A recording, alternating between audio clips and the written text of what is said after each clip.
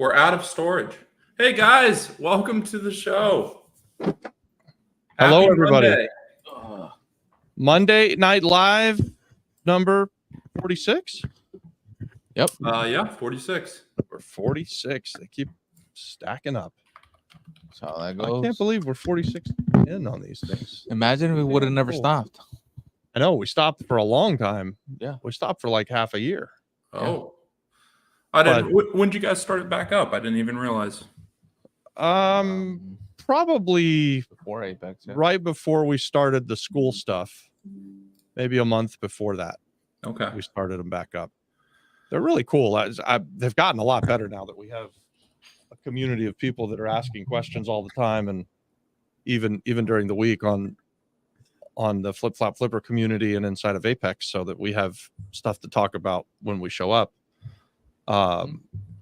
Today, right before we came on, I was online with the EIDL people with the SBA because we had a couple hurricanes come through Florida, and I just realized that we might be eligible for low interest loans amortized over 30 years at less than 4% interest. And so we'll see if we can do that. I don't know if anybody in the community here or anybody watching has any experience with that.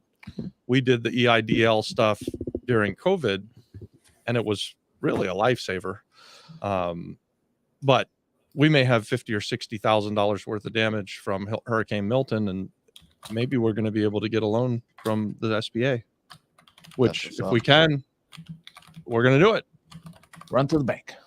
Run to the bank. So what did she say? Are you able to do, are you able to be reimbursed?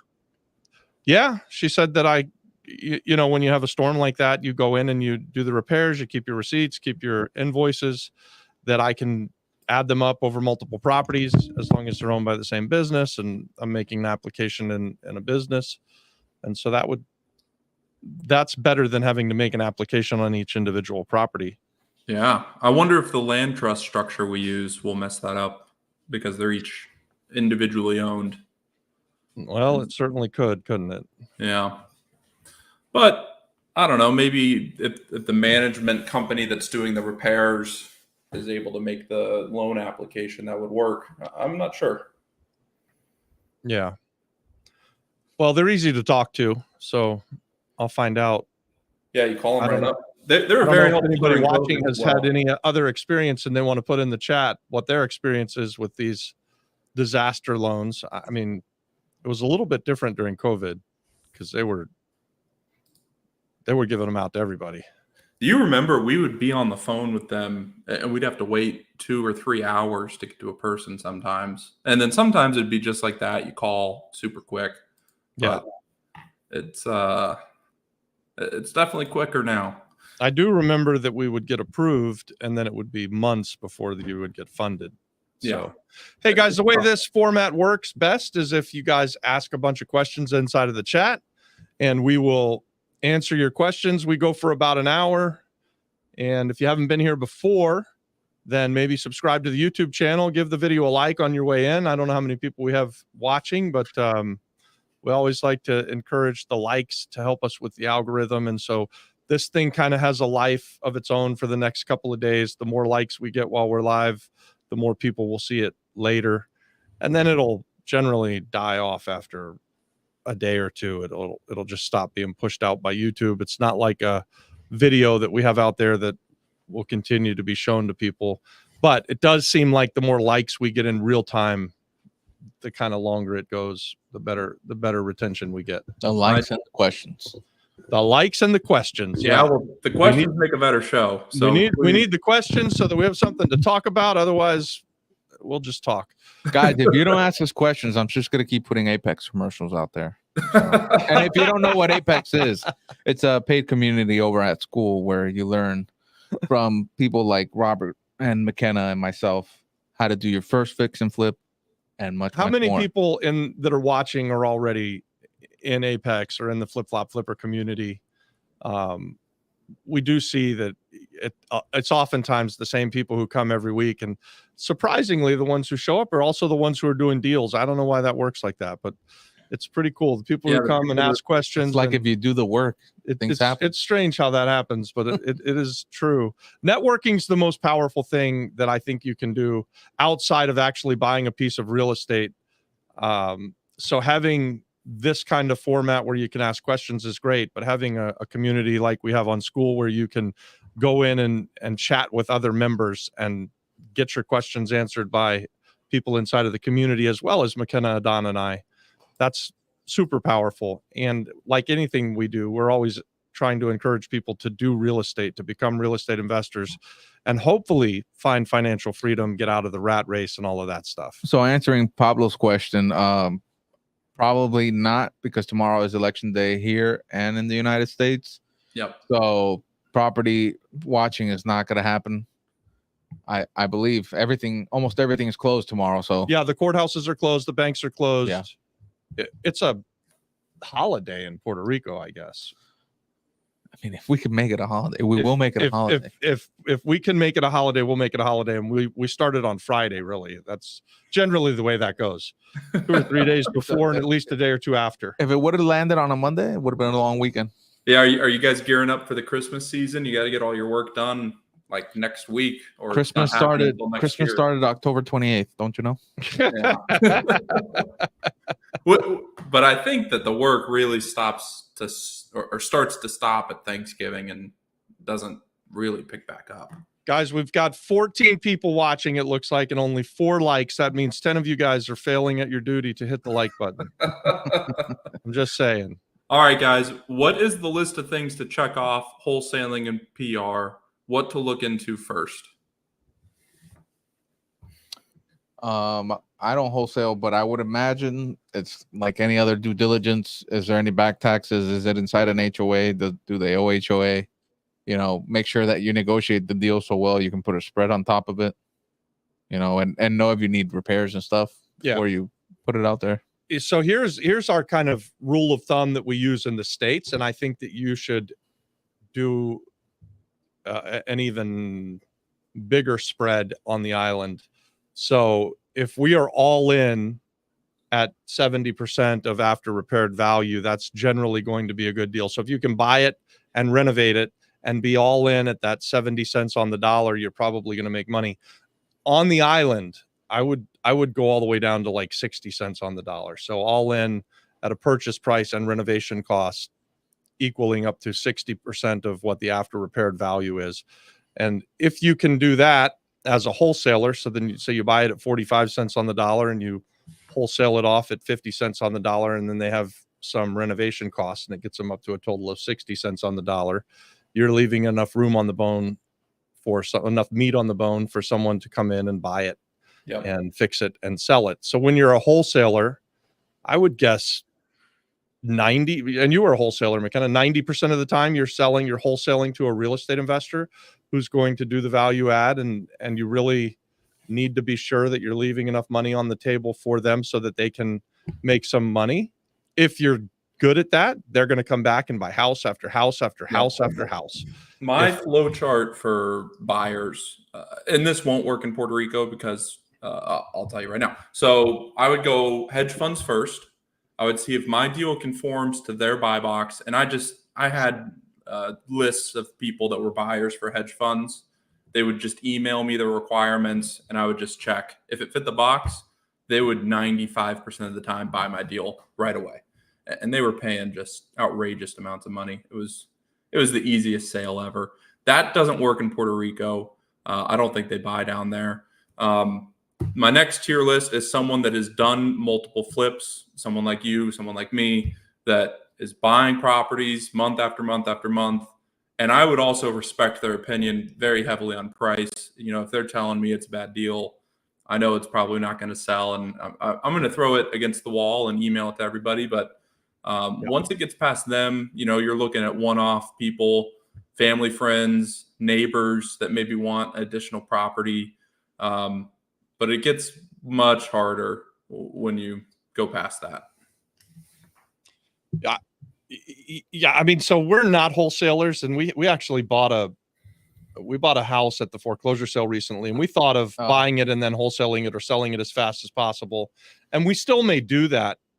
but I kind of always land on, if I'm going to make more money by spending a little bit extra money fixing it up, why not go ahead and do that? So Yeah. that has been our path, right? Like normally we're buyers and then we do the value add and then we sell, or we buy, then we do the value add and then we keep as a rental property. In this case, we bought something that was fairly clean at the foreclosure sale, and we thought about wholesaling it, but when we got right down to it, we even got an offer. It was like, man, we're really going to take 200 when all we've got to do is put 10 or 15,000 more in it, and then we're going to get 280. It just doesn't add up. For me. It doesn't pencil out, right? Like I don't know. I don't would want have to be taken greedy. the money. I would have taken the money. Yeah, Give me the but money. if the money had been cash, I Yeah. probably would have taken it. Oh yeah, financing. The money was me financing it as a hard money lender. Yeah. And if I'm going to finance it anyway and do all of that stuff, I might as well just do the work. And it wasn't like the renovation was $50,000 that we weren't doing. You know, that we think Yeah, it's just a maybe we're going to spend $20,000. We were there this Mm. morning. So plus the neighbors love us. They told us that it was a miracle that we bought it. She was very nice. Well, this imagine morning. the place has been like that for 10 plus years. Yeah. And she was, you know, She comes out and sees us every time we go. Yeah, she has her house really nice. The neighbors next to our house also made their house really, really nice. The house in front of us are all really nice, and then you got this shit in the middle. Mm. But it already looks better. Yep. We've Yes, already, it does. we've already painted it inside and out, cleaned it out. Now we just got to slap a kitchen in it, a couple doors, termite treatment, Kitchen. boom, You're good to sell go. it, retail. All right, guys. The guy who was there doing it. The Next guy's giving us question a quote here. now. What do we got? Well, what do you guys pull in monthly from your rentals in Puerto Rico? That's a great question. Is this is it Angel who's asking? It's agent. Agent. Okay. Let You us know, not pronounce that. because I saw somebody advertise their school community saying they had built a $20 million portfolio and they had $20,000 worth of monthly revenue. I inquired with 200,000, my, right? Or no? no, Only 20? 20,000 a month is what they said. 20 million, 20,000. And I was like, man, that doesn't sound great. So I asked my business partner, Dave, hey, Dave, what do you think we've got? And we both came with the same number without really doing a lot of work, just kind of thought off of the top of our head that we probably have $40 to $50 million worth of real estate on the island of Puerto Rico. And through all sources of revenue, whether it's a small hotel or our long-term rental portfolio or Airbnbs, we bring in somewhere in the neighborhood of $300,000 to $350,000 monthly revenue. So that's where we're at. You guys? Let's call it $35 or $40 million and bringing in $350,000 a month in revenue. And guys, we started this business from scratch less than 7 years So ago. is that like a 1%? Everything you own, What's that? or 10%? 10%. I don't know. I didn't do the math, but You said 30 million. I said call it 40. 40 Okay. million. 40 million. Conservative. That's 4 million. You would be bringing that a month. That's at 10%. What we think we're doing. 10% a month. About 10% a month. Yeah. Well, And that's revenue. Obviously, that's revenue, right? So that's not profit. No. It doesn't mean that I have 300 grand that I can go spend. Although money. I guess I could just not pay anybody and I'd have 300 grand. But that's not how that works, right? There's still mortgage interest. We really are mostly debt free, but we have some small mortgage interest, obviously taxes and insurance and management fees and things like that. But we run a pretty tight ship. So, and that's All right. across multiple businesses, right? Like, Yeah.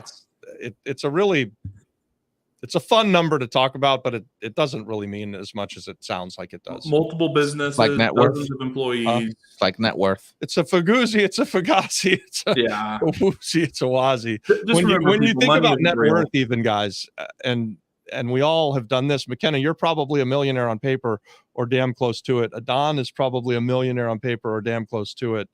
But then when you actually go liquidate all these properties, your net worth shrivels up like like things that shrivel up. Like something in the cold. Like And, something in the cold. Look, There this you is, go. This is a family show. Please, And that's what I was Come on. thinking too. R11Y just joined Apex, and they like Wow. it. It's great. All right. Good to see you. Let us know who you are in there. Do you need to have a power of attorney to look into crim balances? No. I don't think so. It's just public on. You can click a button on Yeah, there, how, right? how do you find the taxes on crim? Tell them. Well, I go to El Cadastro Digital and I look what's there, what the balance is, but you have to go physically to crim and ask them, And they'll just to tell you. Yeah, I don't think they'll just tell you. You gotta convince them. You know, that's really funny here is like a lot of times, even governmental agencies, when you're trying to pay them, will want you to prove who you are in order to take the money. But even if I'm looking at the website, I just need to know if this number is correct. You're not Pepe. No, I'm like, oh fuck. So to answer the question, do they need a power of attorney to look at that stuff? You know who's a great who could probably answer that? Juan Perlang. I usually don't. I haven't had this experience because I do my title search differently. You know, I'll find the property and then we'll go through Robert or something. Yeah.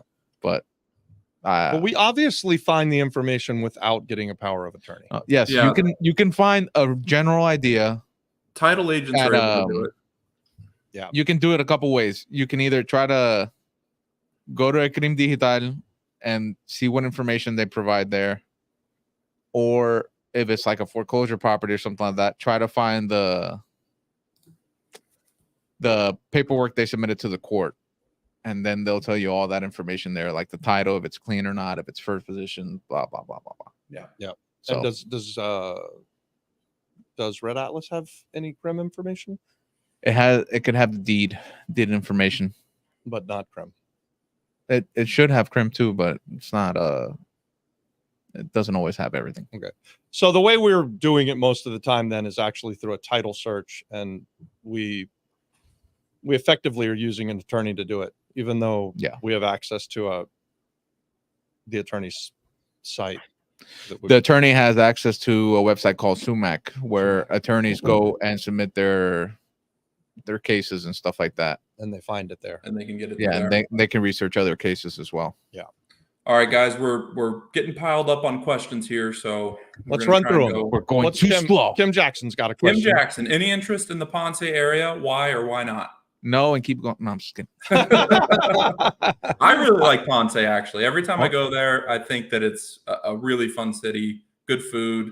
Ponce is really nice. Pretty. Have you ever gone on a Sunday? They have the orchestra that comes out at 6. Yeah. And they'll play out there. It's really, really They've nice. got one of the coolest pueblos on the island, with the little fire engine museum and a couple of really good restaurants right there. There's a rooftop restaurant we like to go to. And I'm interested in doing a deal in Ponce with Kim Jackson.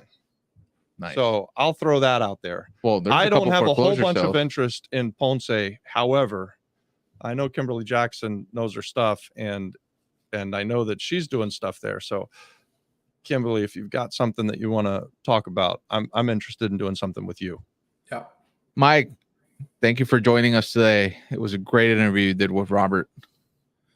Yeah. Yeah, we've Mike- got a video Mike- coming out with Mike.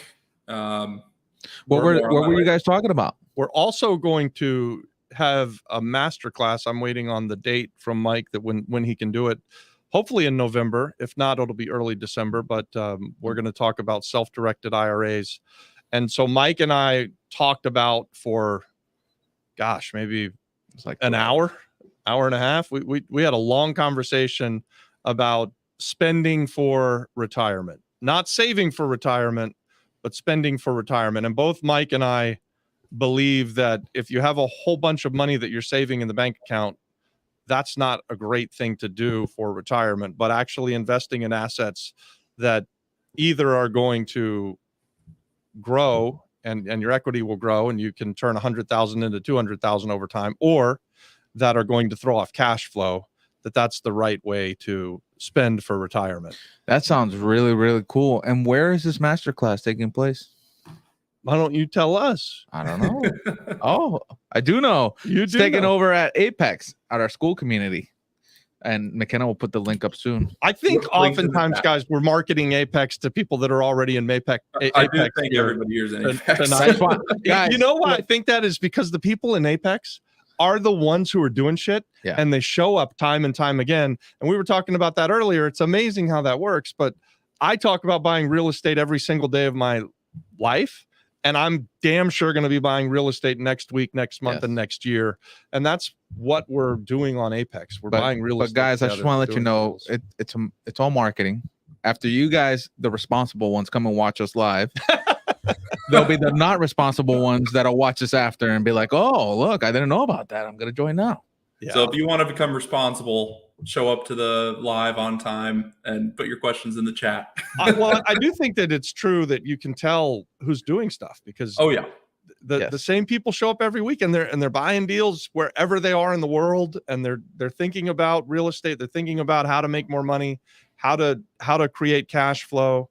And unfortunately, we're a small group. We want to grow. So, you know, if you want to join us on Apex, join us. Even if you want to just try it, join us on the Flip Flop Flipper. It's free. We can put the link for the free account in there. You can come and network with our group there. And then when you're ready, you can come over to Apex. Yep. Apex is for those of That's you a that are good just question, ready to McKenna. take it Hold up another notch, whether you're doing your first deal or you want to do more deals in real estate. So they're asking what hobbies do you like to do personally? I got one. It's called chaos investing. We like going to war-torn countries and being like, "Hey, can we buy real estate here? Is this a great opportunity?" Like Ukraine. Yeah. Yeah. That's what Robert likes to do for fun. He'll call you on a Saturday, say, "Hey, how you doing? Look, our views aren't doing that good. So I booked us a flight to Ukraine and we're gonna go shoot videos over there."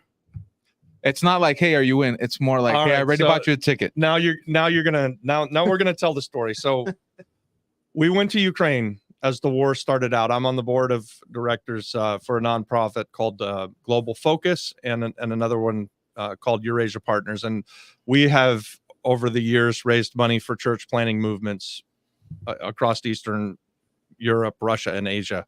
And we had raised about $750,000 at the start of the war of Ukraine and didn't know if the money was coming in the front door and going out the back door. So someone needed to go and look, and I felt like God put it on my heart to go there.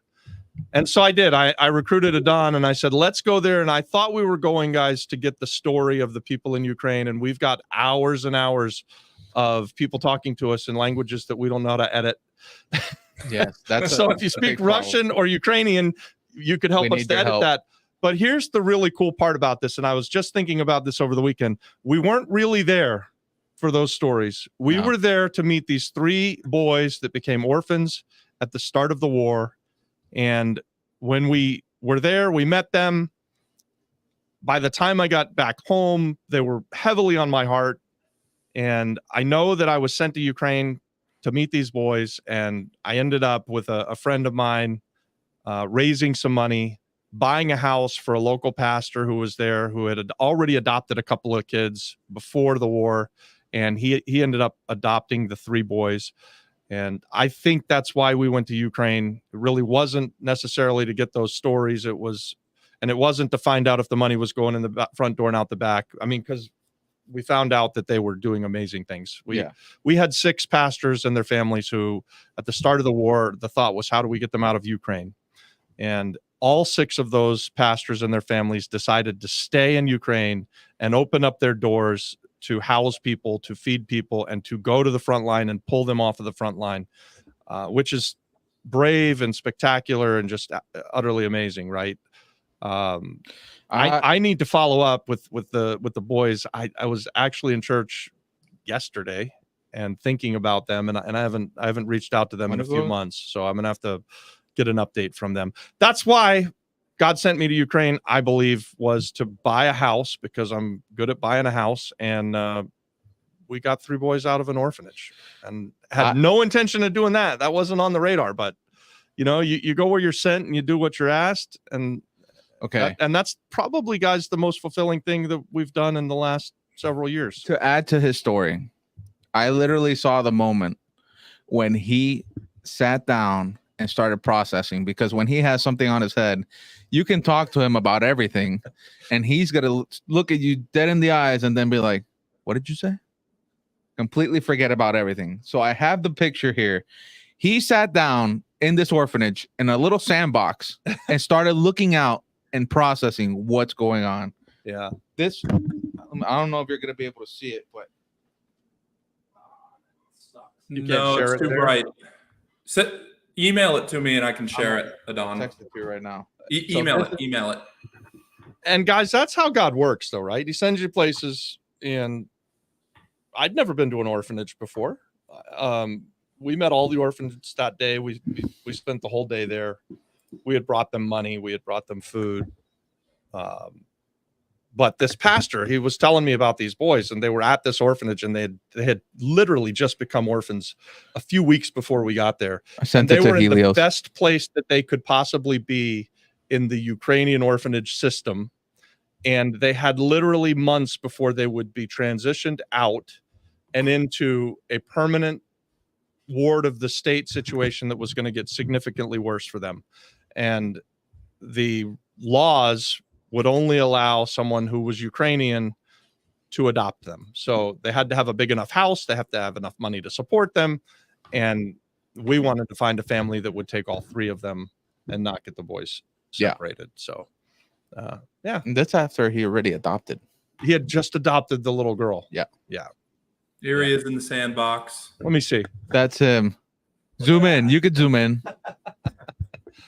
Yeah. That's a good him. photo.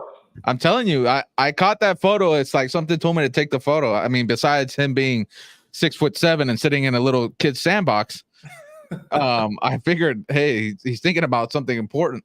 You know what's funny about that is I didn't go there thinking we'd do that. And Yeah, then when we came home, I didn't know that we'd be able to do it. But it was something that I just was thinking about quite a bit, and it came together very fast. Guys, and he only was able to do that because he joined Apex. Just telling you. That was before it.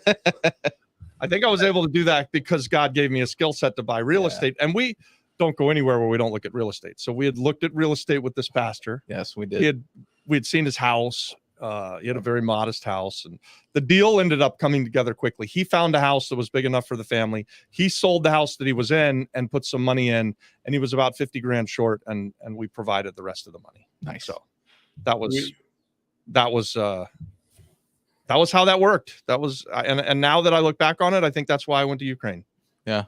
So other than saving war-torn children, we also One like of their to eat hobbies? cheesecake. Yeah, that's a good hobby. 'Cause Workout. I'd like to repeat that. I Yeah. love being able to do that. Yeah, we could go. That is it's an amazing story, and I like to fish, you guys. That's, my hobby is fishing. When I can, I like fishing. You ever fished here? A few In times. 7 years? A few times. Okay. I fished McKenna will probably remember the first year we got that boat, McKenna, the Scout.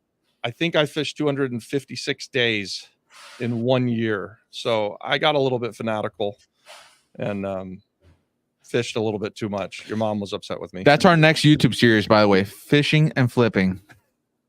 This is a the real idea is you conversation. catch a fish in the morning and buy a house in the afternoon. Yep. Well, you know how you can renovate a house in a half an hour on a TV show? Yeah. Figured we could renovate a house in a half an hour, and the other half an hour we could go catch a fish and tell the story while we're fishing and flipping the house. And now that we're flipping houses again, we could actually do this. I think so. We need that would be I got a good. friend with a boat. Yeah. Ooh, All right. this is good content. I like I it. want to go on the Viking. On to the next question. We're really piled up now. So basically, in write-offs, I assume you pay little to no tax. Pip is asking. Well, in real estate, you don't have to pay a ton of tax. You can take advantage of depreciation. On the island of Puerto Rico, long-term rental income is tax-free. So we make a lot of our revenue through that here on the island. That was a blessing for us because we came with the idea that we were going to buy some houses to fix up and sell where we would pay ordinary income and would have to pay a high tax rate. And we were going to buy some houses to fix up and rent. And that rental income has been tax-free for the last 4 years. But that's 6 going to end years. next year, no? That's going to end at the end of 2025 unless they extend it again. It was supposed to end in 2020. They extended. So we're hoping that they're going to extend it again. But there are several ways that becoming a real estate investor can help you to save on taxes. Nice. One thing that's not true, that unfortunately there's a perception that if you just come to the island of Puerto Rico and start doing business and making money, that you're not going to pay a high tax rate. That's just not true. And for us, we're not a part of Act 20 or Act 22 or Act 60 now. We are just normal, everyday people here who started businesses, and we pay taxes like everybody else. There are definitely ways that we save in taxes by investing in hospitality, or now the really, really exciting one that just came out like 2 months ago is Act 182. And you guys, if you follow our channel, you're going to hear a ton about Act 182 because this is now our preferred way to invest. And that is investing in multifamily properties, 7 family or more, and keeping them for long-term rental or selling them off as permanent housing. So there is a shortage of housing on the island. There is not a shortage of distressed properties. And now the government has done something that I see as very positive, and we are looking to invest in that way. And we may already have identified one property. And if so, we are about to make application on the 182. We believe we might have the first 182 application on the island of Puerto Rico, which would be pretty damn cool. Nice. McKenna has left the building. McKenna has left the building. So we'll go into the next question. See where you left off. All right. Are there termites in Puerto Rico? Yeah. How do they affect your home that you buy? So they love concrete. They eat the paint off the walls if you don't kill them. Yes. Our foreclosure house, we're treating for termites today. Yeah. I had the exterminator out there because they'll started the mango trees in the back and then make their ways inside the house, find whatever wood they can. Yeah. But then if they can get in through the doors and crawl in between the walls, they'll start nesting in there as well. Yeah, they'll eat all the wood in your house. So mostly everything here is built of concrete. So even though they're rampant, they're everywhere. They can't eat your house, right? Like if we had a termite infestation as bad as we do in some houses here in Florida, they'd eat the damn house because the whole house is wood. But here, they can't eat the concrete. At least it takes them a long time. They're evolving. They're learning. Their teeth are getting sharper. If we get concrete eating termites, we're screwed as a society. That would be awful. Holy cow. We're gonna have to. How often do you guys use hard money lenders versus using your own cash? And I'll also add using investing as well, investors. Yeah, so that's a great question. Very rarely for us, we have chosen to go the path of partnerships. So we partner with people who have money, or we use our own money. Across our portfolio, we are almost exclusively all cash. One property right now that has a loan on it. The rest, no, 2. So the place in Rincon has some seller financing, and the 609 building has a hard money loan on it, a hard money construction loan. Other than that, everything has been cash. Yeah, but seller financing is, you would say it's a little bit different than hard money, no? Seller financing is better than hard money. Yeah. Our seller financing deals at 5 or 6%. We did a seller finance deal on Santa Rita at 0%. Correct. So yeah, We're about to do another one, hopefully. I would not call that hard money. Not that we wouldn't borrow hard money. Yeah. There hasn't been much of an opportunity to borrow hard money on the island. What could be the dangers of borrowing hard money? Is there a danger? There's always a danger of borrowing money of any kind, but think about what you're saying. Their hard money is truly hard, like hard because it's expensive, hard because they can be predatory. I mean, you have to be careful, right? Like I prefer private money from people and putting them in a first mortgage position than institutional hard money. What were you going to say, McKenna, about hard money? Because we do more of it in Florida than we do in Puerto Rico. I was saying your seller financing deals at 0%. That is not hard money. No, that's a dream. Those are a dream. I think we're going to pay it off like in a couple months or something. We have 2 more payments. And what I would say, I haven't done hard money here. but I would be very hesitant to do it here just because of how slow things can go depending when you're buying and when you're selling. Because if you're expecting I'm going to have it fixed in less than a month and then have it on market for a month and then sell it in 3 months. If you can't look at your deal and say, if I have to pay the hard money rate for the entire year and it'll still make money, I'd be really careful. You're right. Yeah. If I was to do a hard money deal thinking I needed to be out in 3 months on the island of Puerto Rico, I simply wouldn't do that deal. Yeah. You're almost certainly not going to be out in 3 months. Even if it's super clean and you buy it today and sell it tomorrow, you'd struggle to get it done in 3 months, right? Like it takes 60 days to get a regular loan here. Now, could you do hard money on a long-term rental? You could. Yeah. And as long as it cash flows, I think that's a lot safer. Yeah. And you can buy such good deals here that borrowing expensive money can be effective. For instance, is Juan Perlan, who's in our Apex group, borrowed money from us, hard money, $115,000. This is recently, and I talk about it a lot because within 3 weeks, he paid us off. He borrowed 115 from us, sold it for 200, and he made 80 grand in 3 weeks. So the fact that he paid me a whole bunch of points and interest, you guys, it didn't matter. It's not that the process is slow. It's just I just know the wrong guys. Well, you know Juan. I know, but he likes to blame me that I don't send a pin. This is Relationship Island, so that's very true. Knowing Juan Perlan is a really valuable thing. And that's reason enough to join Apex right there. Yes, what's Otto saying? I'm going to jump to this question just because it's really quick. So you don't get taxes on rent on a long-term rental. Did I hear you correct? Yes, that's right. On the island of Puerto Rico, long-term rent, 6 months or more. So 6 months in a day or more. That's a long-term rental on housing, right? So this isn't commercial stuff. This is housing. Then that is a non-taxable event on the island for everybody who does it. It doesn't matter if you're the gringo from the United States or you are born and raised and bred in the island of Puerto Rico and you've never left the island. If you invest in this type of property where you are renting it to someone for long-term rents, there is no tax on that revenue. That's a great way to make money, by the way. Where do you guys tend to buy single-family foreclosures in San Juan metro area?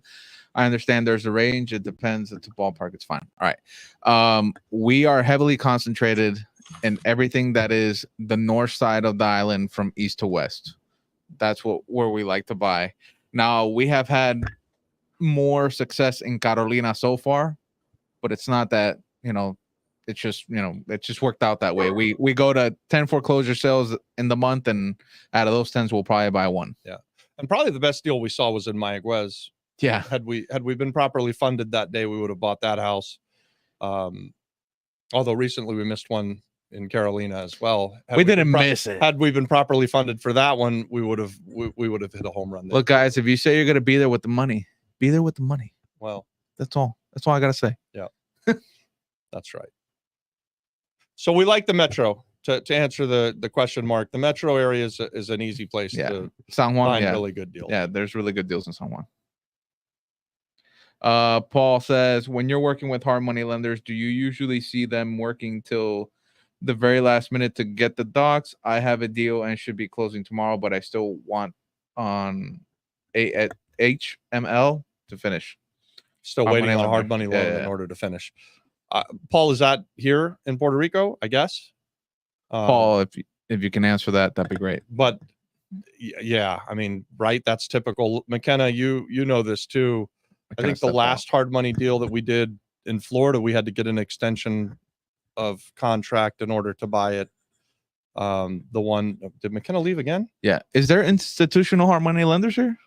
Here on this island? Yeah. On this one right here. Acrosant? Yeah. Who else? Who? I don't know. I'm asking you. I don't borrow hard money. I think they're the one. McKenna. Yes. Do you see Paul's question? I think that it is common that you don't get this stuff from the hard money lenders until the day of. What's nice is when you have a relationship with a hard money lender and you've already gone through the process once or twice and it just starts to work. But even I was saying on our Winter Park flip, didn't we have to extend the closing one time before we closed? They're very slow. The institutional guys are very slow. Typically, if I was expecting money at closing, like let's say for renovation, that would be given to me through the title company. So the hard money lender would pay the purchase price and an overage of whatever amount, and then I'd get a check at closing for the first draw. Yep. A lot of people don't get that, where the hard money lender will pay title directly, and then you'll go and do the renovation work, and then they're going to reimburse you in tranches. They call it. Every time you ask them to come inspect, they'll give you a little bit of money as you do more work. What's the next question?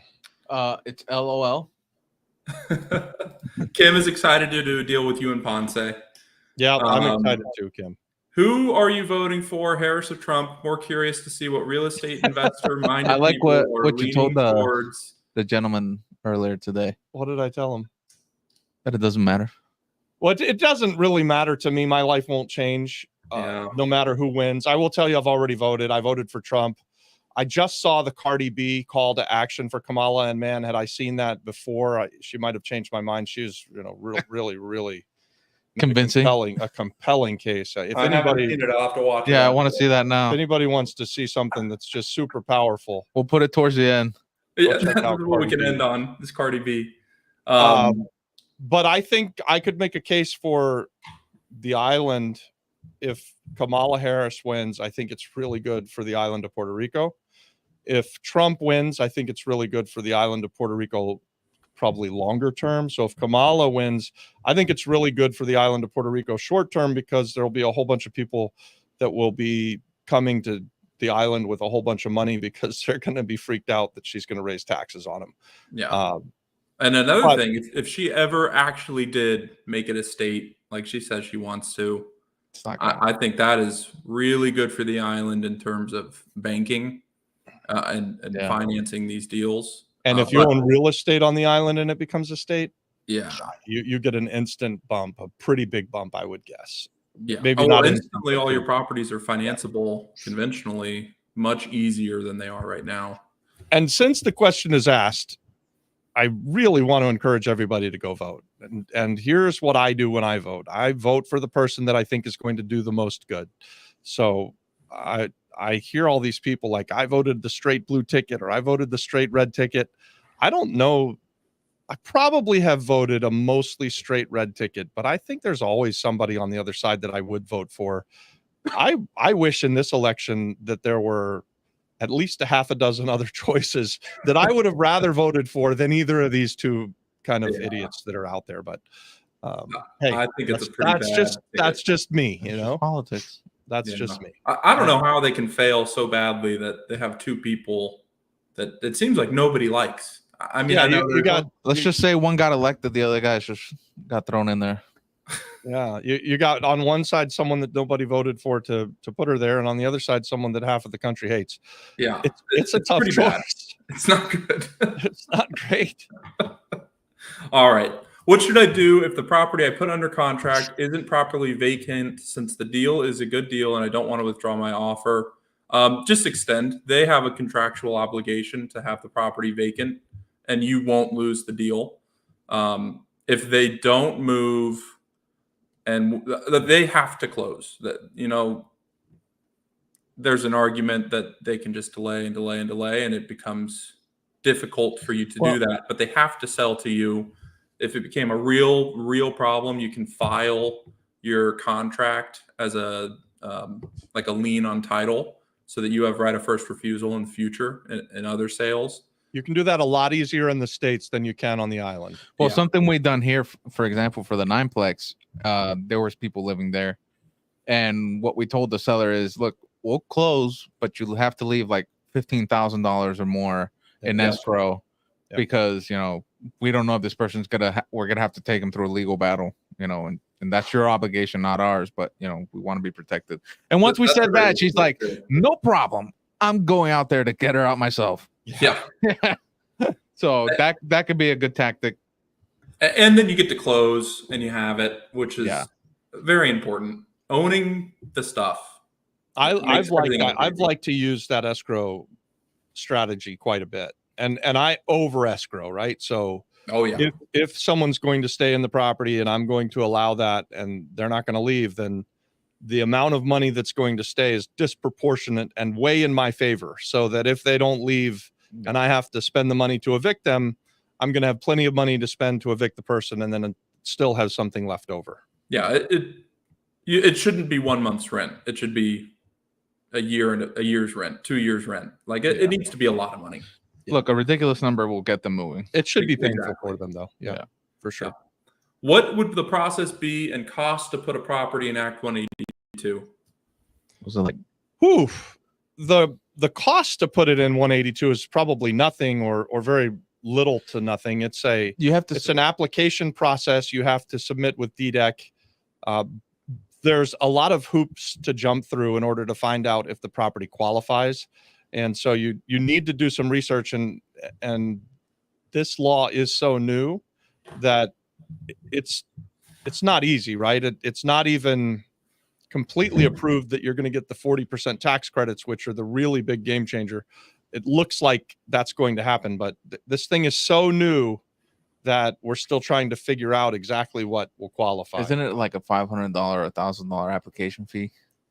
Yeah, eventually. But I mean, in order to get the process started, if we were looking at an asset to purchase, I think we could pre-qualify it and get a pre-qualification date, and then we would submit an application or a preliminary application, and then a formal application. Very, very much like what you would do through tourism in Act 60. Yeah. And it's not an overnight process, and it's not if you buy and plan to get the tax credits through Act 182, don't expect to have that happen quickly. All of these kind of things are in backlog. And because it's so new, I think you're probably 3 or 4 years out before you're actually going to get the tax credit that you can then liquidate or use. Just to keep that in mind. The law itself is great. The implementation of it is like anything else when you're dealing with the government, and this is the government of Puerto Rico. It's lots of I's, lots of T's that need to be dotted. It's going to be slow. It's going to be painful. I don't know. What else can I say? One thing I can say is that almost certainly it'll take longer than whatever the longest window that they give you. So, it's going to take 6 months to 2 years. Plan on 2 years plus 6 months, and then maybe you're going to get it done inside of that. Maybe. Yep. Just do it, guys. Don't worry. And then what kind of properties really quick qualify? It's 7 units. We believe 7 you're units going to or need more. to spend $1 million or more. So abandoned and distressed properties, 7 units or more. We believe that the purchase price and the renovation will all be covered for the 40% tax credits, or properties that are in use that are purchased and then renovated, $1 million renovation or more, then that $1 million will be able to qualify for the tax credits. So the $1 million goes away if it's an abandoned property. You can buy a $100,000 property and. It looks that way, McKenna, and we met with the attorneys who wrote the article that everybody has seen, and we're about to make application on a project that we've got, and so we're learning this, but we're very excited about it, and I think we probably have a pretty good grasp of what's going on. But for instance, when we were having that meeting, they weren't sure where the map was. They were telling us that it was only Old San Juan and Puerto de Tierra, and we were like, no, we've got this map. Look at this, and they're like. Yeah. Oh, that's a great map. And then 2 days later, they're like, yeah, we checked it out. Your map is right. Ours is wrong. So it's pretty typical for the island of Puerto Rico that it's slow going, right? It's very slow going to figure this stuff out. But the good thing about these people is that they have access directly to the office that's taking care of these things, and they can answer the questions hopefully accurately. Yeah. So at least quickly, you'd think. And I think Paul's saying that his hard money loan is in Utah. So expect delays. Probably a national hard money lender, and they were slow for us when we used them in Florida. Yeah, and Paul, you should be able to call them and say, "Hey, are you ready to close tomorrow?" Ask your title company if they've been in contact with your hard money lender, because that's a multi-day process of setting up the loan, transferring HUD documents back and forth, getting all of the loan fees added to the HUD. So they need to be in communication. And if they haven't been, you got a busy day tomorrow. You're going to have to make a lot of phone calls early in the morning, just trying to make sure that they're connected and they're in the process. But it should all go through title company. I would imagine that's how it works in Utah. I've never done real estate in Utah, but if it's anything like Florida, it should be through the title company.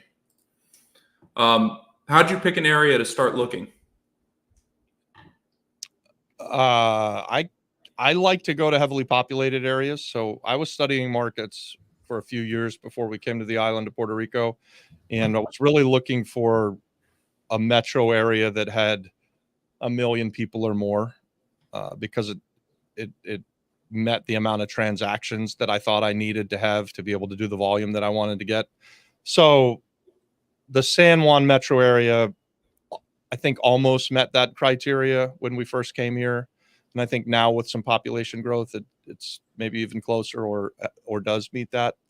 But I like to go where the population works and where most of them live. And so that's why the San Juan metro area made the most sense for us when we came here. What we discovered is that, and we've kind of always known this, people live everywhere, right? Like, so people live in a rural area in Florida, out in some little town off of Gainesville that's not Gainesville. And the same thing here. People live in Saba. People live out in the mountains. And if you have a good deal and you renovate it up to its highest and best use, that's a single family home, someone wants to live in that, and they'll buy it from you. So it works kind of everywhere. The further I get away from the metro, the better the deal I want to get. But that's true in Orlando too. If I'm in Orlando, the further I get away from my house in Orlando, the better the deal that I want to get. Yeah. So I have a triplex in Ocala right now, and I'm trying to get a screen door for Section 8 compliance. And it is the hardest thing I've ever done in my life. Just trying to find someone. It's only an hour and a half away, but I can't seem to get anyone to go to this house to install a screen door. And I'm like, am I going to have to drive out there and do it myself? I might. Can you not just take the screen door off and say, hey, there's no screen door, problem solved? No, there isn't a screen door, and there has to be one. There has to be a screen door for Section 8. Wow. Yep. Interesting. Yep. Mosquitoes are ruthless. Okay. The mosquitoes are ruthless. So it is. I've had people say they're going to show up. They don't show up. It's a nightmare, and it's only an hour and a half away. So I would just say the area where you live, if you're just starting out, look there. Yeah, I think that's a great answer too. I was rereading the question and thinking maybe this is a better way to answer it. I would advise you to start looking in the area that you live. Yeah. And get to know the area that you live really, really well, because then you're most likely to be able to spot a deal when there's a deal. So hopefully that helps. Do they accept cash at the foreclosure sale, or a cashier's check, wire? A cashier's check or cash? Yeah, they do. You could bring a briefcase and they take it. No, they won't. They will take some cash. They would probably. Like I saw the last foreclosure sale, the lady had about 120 grand in checks, and then the other 30 grand in cash. 30 grand in cash. And they took it. Yeah, but the guy is like, so when the foreclosure sale ends, you can't leave the room. He makes everybody sit there and watch. Yeah. Really rubs it in. He's like, look, you missed by a couple $1,000. I'm like, and you see a lady counting. You're just like, I hope she doesn't have that dollar. I'm gonna get it next. So it's really, it's just, they like twisting it in, but they'll make you watch, make sure, hold it up and be like, look, I counted it. It's all there. There's the machine that counts. It all jerks out. All right, everybody can leave now. Yeah, I didn't but know you can't bring them. How much could you bring? All cash, you think? I don't think so. I don't think not so either. Most of those guys won't do it because they don't want to be liable for $1 missing.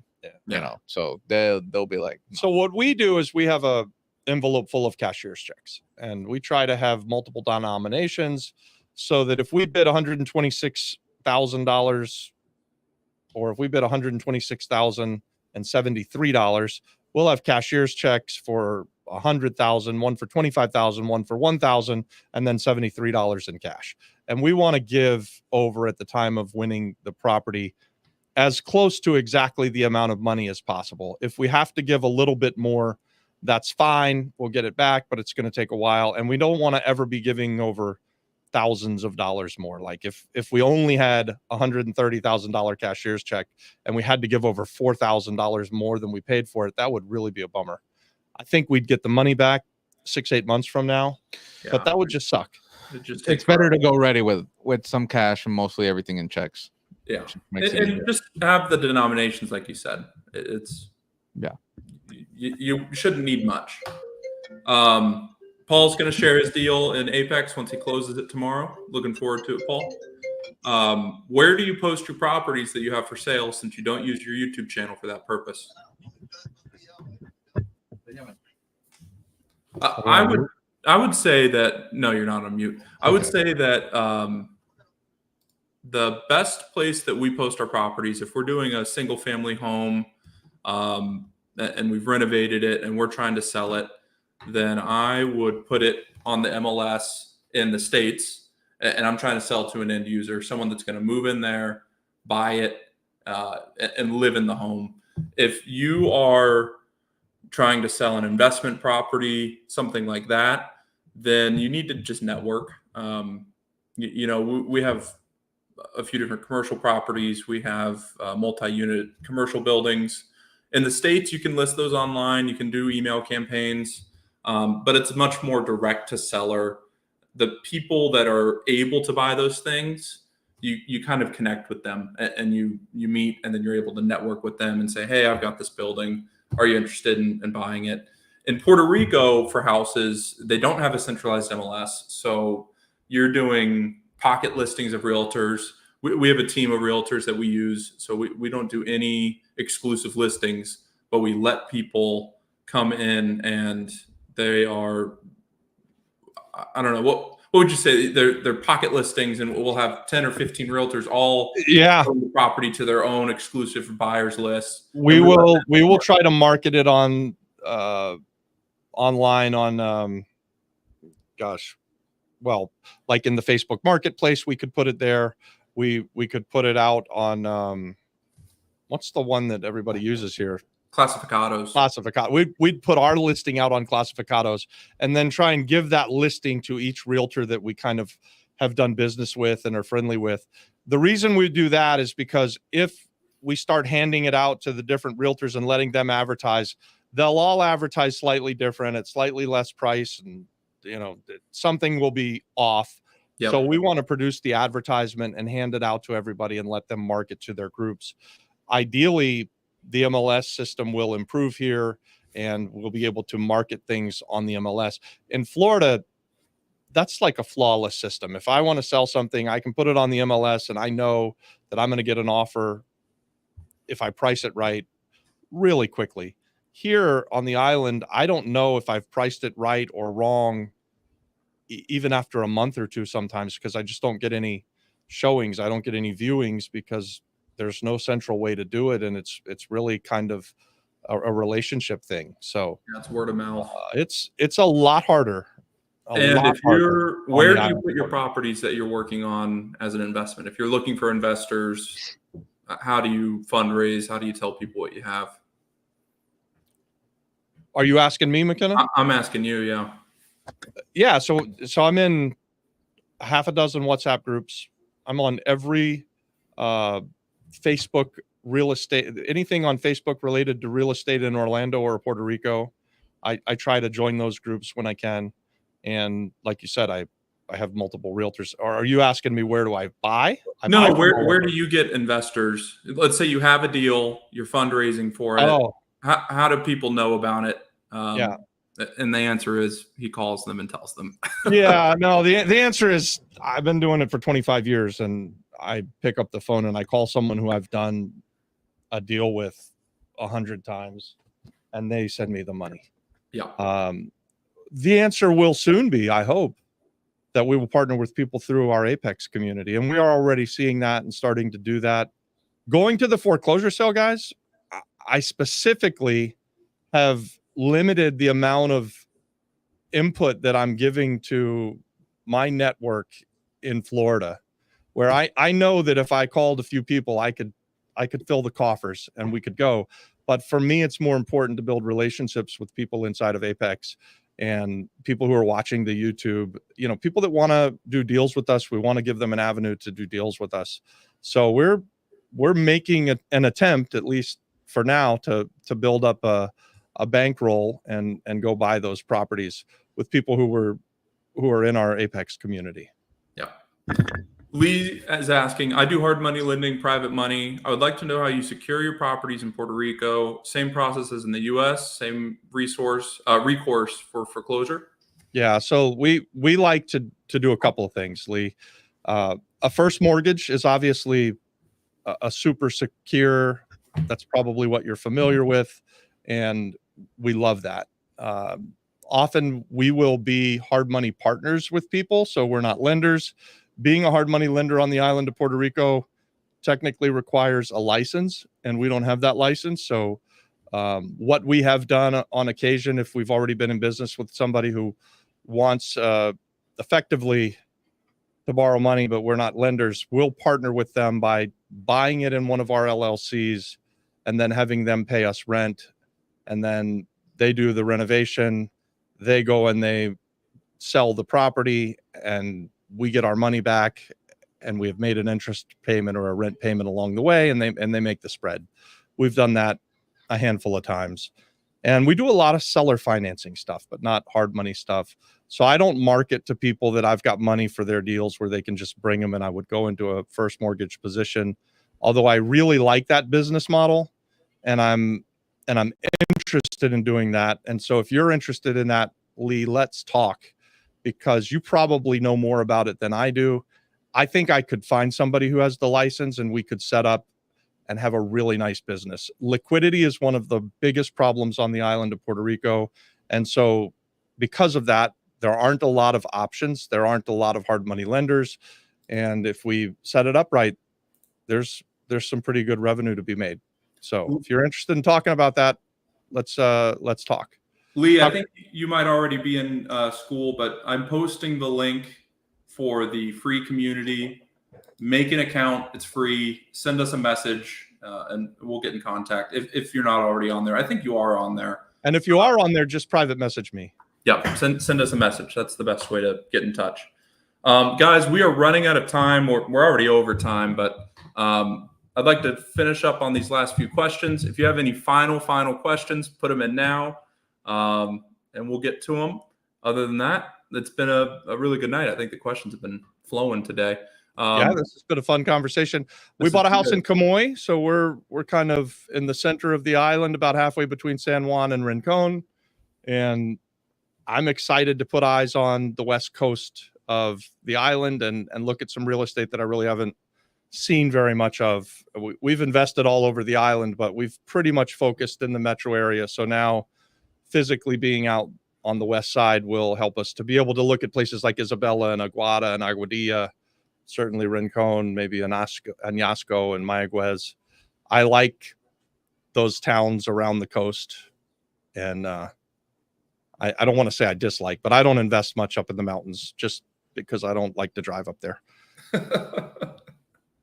I mean, and one of the best deals we ever did, McKenna, was in the mountains in Caguas. Yeah. So, but it's not that there aren't great deals. It made me a little car sick every time we drove up that mountain. It was pretty intense. Well, we bought it for $16,000 and sold it for $100,000, so it was a pretty damn good deal. It was a good deal, absolutely. We bought that at auction, which was the auctions in Puerto Rico, guys. You have to go to them. They're very fun. They've got the DJ. Frank says, hi, everyone. If I have an 8-unit house now, can I apply to Act 182? When does it start? It started in July, so you can apply for it now if you're in the right zone. So it's an urbanization, or it's an urban, which I think means kind of city center area, not rural. So if you have a house that's in an urbanization kind of near the city center, you can find the maps online. Don left, or I would have him posted in here, the maps, and you can see if your house is in there. And I believe, yes, you could technically apply for it, and you may even be able to put it in at a price and get tax credits back if it's designated as abandoned or a shell. We're still kind of sussing that out, right? We're not 100% sure. how this will work for people like you and me. I have a few things that I already own that seem like they would meet the criteria, but we bought them a while ago. So I want to And be that's able to put something them we're trying in to for figure sure. out actively. You know, Yeah, no, right now we're gonna looking know. at and meeting about that every week, thinking about that. And we will continue to kind of shout it from the rooftops, because I think that it looks like this is a solution for the housing shortage on the island of Puerto Rico, or at least a start to a solution. And it immediately changed the way that my eyes look at value add real estate. I was, up until 3 weeks ago, looking at those distressed abandoned buildings and thinking, can they be a hotel? And now I'm thinking, wow, they can just be housing again. And that's what I really like to do anyway. And that helps more people. So let's do that.